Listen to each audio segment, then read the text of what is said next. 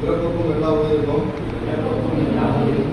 என்ற அன்பு நெறியையும் யாதும் ஊரே யாவரும் கேளே என்ற பண்பு நெறியையும் எனது வாழ்வை வழிமுறைகளாக கடைபிடிக்கிறேன். சுயமரியாதை, ஆளுமை திறனும் பகுத்தறிவு பார்வையின் கொண்டவையாக என்னுடைய செயல்பாடுகள் அமையும்.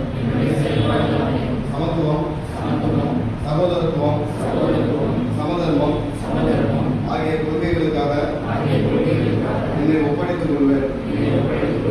மானுடத்தின் மீது பற்றையும் மனிதாபிமானத்தையும் என்றும் போற்றுவேன். சமூக நீதியையே அடித்தளமாக கொண்ட சமுதாயம் அமைக்கிற இந்த நாளில் உறுதியளிக்கிறேன்.